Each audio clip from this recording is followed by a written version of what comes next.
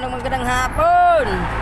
Alas 6:22 sa hapon. Out na tayo. Ay nako.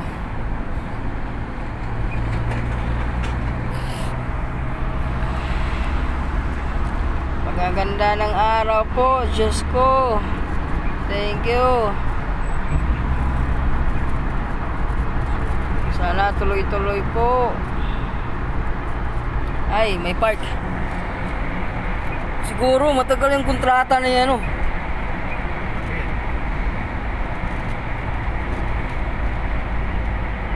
Oh, laki ng park na yan, eh. Yung Green Riyadh.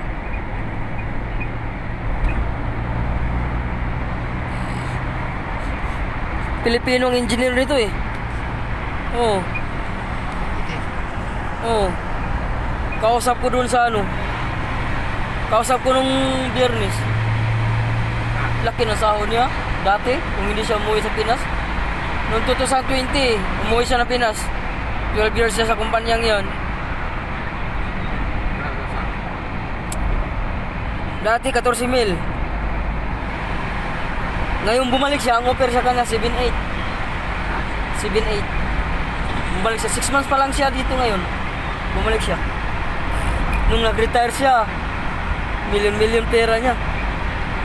Sus, nabutan ng 4 na taon ng pandemic.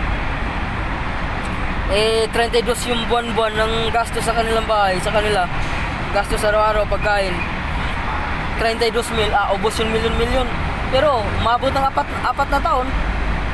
Yung milyon-milyon na yung end of service niya. Kaya bumalik siya dito. Pero may kondo siya. May kondo siya na dalawa. Tapos ngayon, 6 na buwan pa lang siya ngayon. May kondo siyang kinuha para sa anak niya. Sila pala ang nag-ano dyan sa garden na yan. Electrical engineering siya, eh.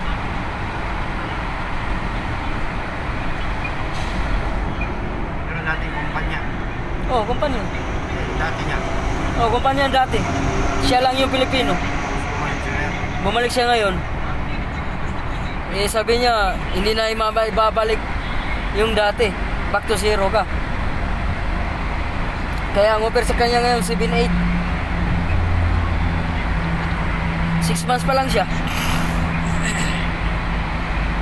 7.8.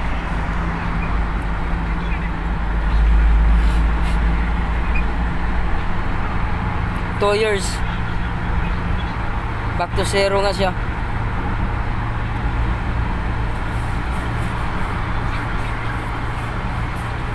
Biruin mo, 4 na taon, ubos yung milyon-milyon niya sa pandemic.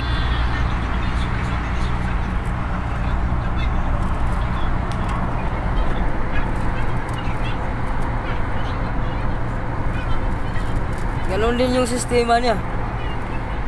6 months, uwi-uwi. 1 taon, uwi siya. Sabi niya. Bata pa. 49 na siya ngayon. Talagang hindi siya plastic na pagkatao. Biruin mo, saglit lang kami nagkakilala. Umuupo lang doon. Ang nagpapapicture sa akin. Papicture nga bro. Sabi niya, Pilipino ka ba? Oo. Papicture nga, remembrance eh. Kaano ko lang dito eh. Babalik ko lang. Papicture, yun. Nag-ano kami. Nagkwentuhan kami sa buhay niya. Siya Saudi bro. Masarap, sabi niya.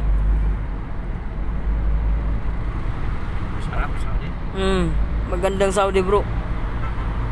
Isipin mo na lang. Kapag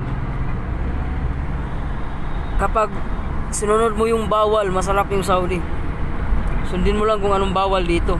Kaya hanggang dyan ka lang, tingin-tingin ka lang dyan, oh. Tingnan mo lang yan sila. Sabi niya, may dumadaan na babae. Tingnan mo lang yan.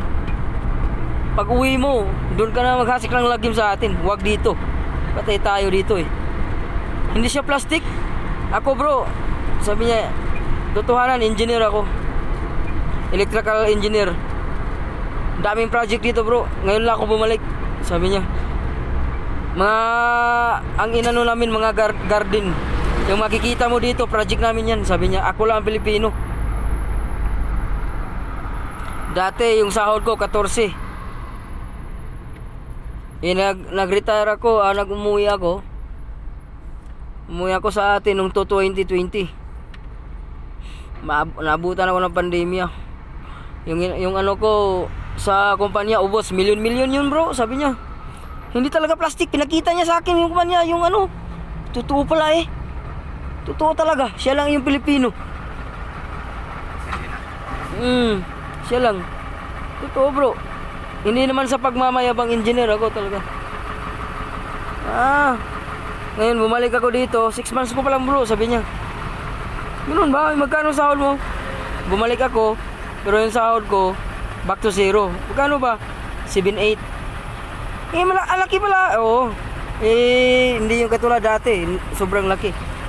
Pinatos ko na kasi wala na eh. May pinagpaaral pa akong isa eh, bunso. Katunayan nga, andun siya sa kondo ngayon.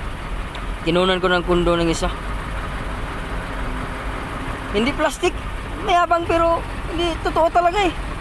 Sinasabi totoo yung mga sinasabi niya. Siya nakatambay. Salamat sa pagkinig. Thank you.